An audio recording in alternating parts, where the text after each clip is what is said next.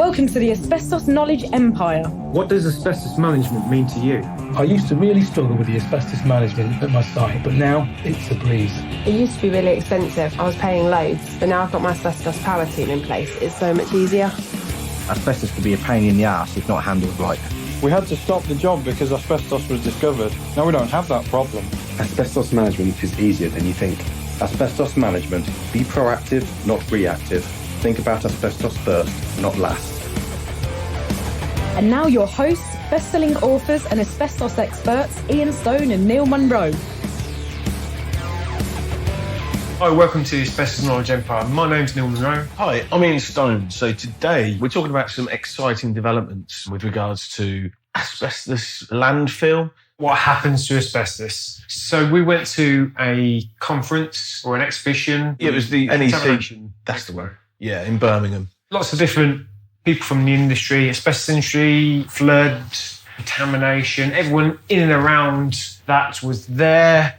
Lots of different companies, sort of exhibitions, sharing sort of new techniques, best practice, innovations, and there were also quite a lot of seminars. Yes, so one of them we saw Dr Yvonne Waterman. She spoke about asbestos denaturation. Yes. So at the moment, asbestos goes to landfill. So we remove it, it gets bagged up or wrapped appropriately, gets taken off to either a waste transfer station or straight to landfill. Yeah, and gets buried in the ground. And that's the long and short of it. Asbestos comes out of the ground, we wrap it up, we stick it back in the ground. And this is, creating not a very nice legacy that we're leaving for future generations, really. All this harmful material. So we imported all asbestos that's been used in this country. So we exported it from different countries and created millions of tons of asbestos products. And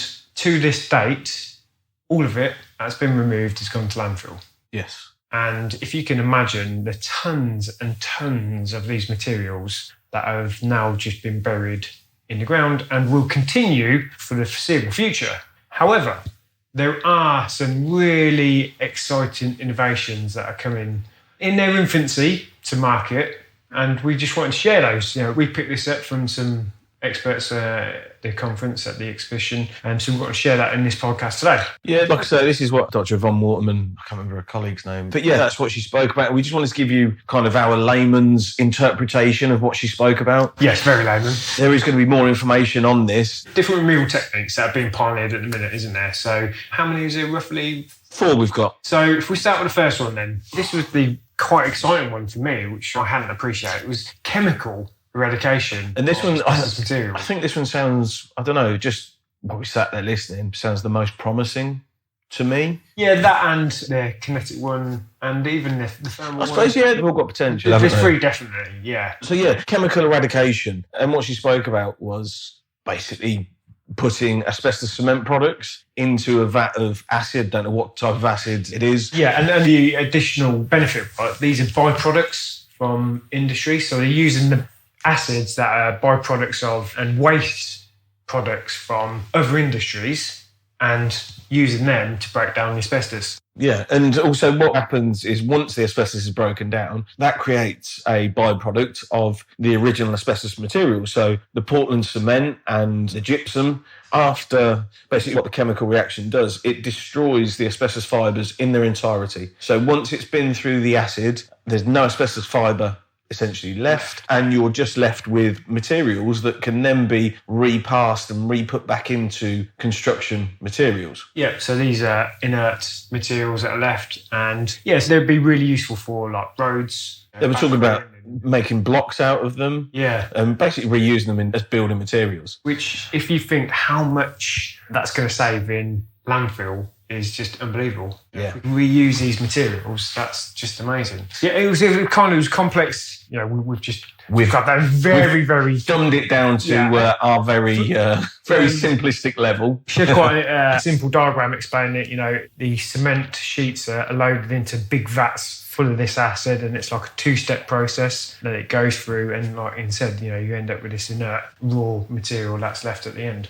So the next one, thermal destruction. I don't know if she spoke about thermal in its sense. It's just I know that it's out there. She did. So okay. it's basically heating the asbestos products up to, I think it goes above 1,500 degrees Celsius. And basically it gets to a certain temperature where the asbestos just breaks down. Again, the properties of the asbestos material, that while we've used it, it ceases to be like that. And basically, you can't use it in the same manner. The fibres don't split. And again, it becomes inert. So again, the kind of byproduct of that, you're left with an inert material that can be used and reused. I know there's been trials in America and stuff where they use it for roads and things. So again, that's an option for the future. I know for a fact that this is being used out in the States. It hasn't been brought over here yet. I think simply because of the cost. They haven't been able to, produce a cost-effective way of bringing that method over here. No.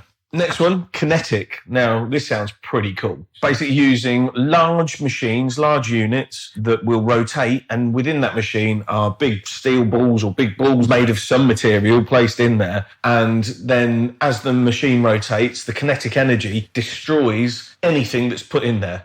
So it's just smashed to smithereens, and what you're left with, again, it's broken it down to the point of no return. The asbestos fibres are fully destroyed. Any other materials that are put in there are fully destroyed. It's crazy. It is. It's I don't a quite mad get one. the science behind that either. I don't know how that works, but I want to see the machine, the size of machine that they're talking about to do this. yeah. I'm picturing a hadron collider. Yeah. Exactly, yeah. Like, I don't know. it's next level science, definitely. The next one, which it interests me, but this is probably the least effective one as in timescale, because it's the biological. Yes. Now, apparently, there is a biological way of breaking down asbestos. And again, I think this is predominantly cryostyle and cement products. Yeah. Where they're using fungus Yeah. and fungi to literally just eat the material away. But I think the trouble with this one is it takes years to actually do. Yeah. Yeah, that's just... Can you imagine that? I know. Some mushrooms on some asbestos. Yeah.